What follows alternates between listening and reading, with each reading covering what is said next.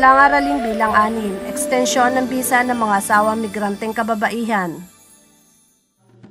Ang alien card ay para sa mga asawang migrante na nagpapatunay na sila ay legal na naninirahan sa Korea. Karamihan pagdating ng mga migranteng kababaihan sa Korea, kailangan sa loob ng 70 na araw magawa na kayo ng alien card.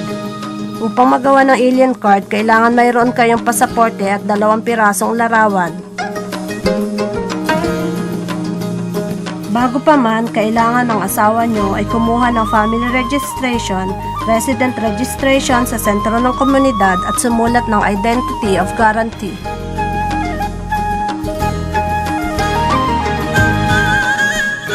Pag nag-apply ng alien card, kailangan kasama kayo ng asawa pumunta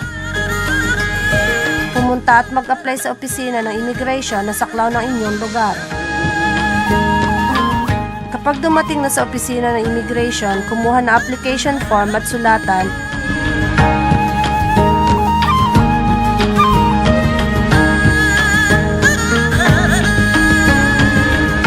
Bumili na revenue stamp pagkatapos ipasa ito at kalakip ng mga kailangang dokumento. Karaniwan aabot ng 2 linggo bago matanggap ang alien card. Pag natanggap na ang alien card sa likod nito, makikita ang petsa ng katupasan ng bisa. Kapag mag-extend ng bisa, dapat 2 buwan bago matapos ang bisa, kailangan mag-apply na. Dahil kapag kayo ay naging illegal, maging dehado sa inyo. Kung sakaling mawala ang alien card, sa loob na 14 na araw, pumunta sa opisina ng immigration, kumuha kayo ulit.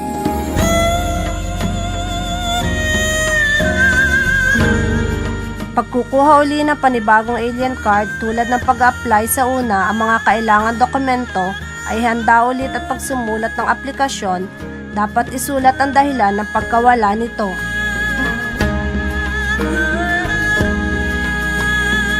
Ang alien card ay nagpapatunay ng inyong pagkakakilanlan, kaya mabuti na palaging dala ninyo ito kahit saan man kayo magpunta.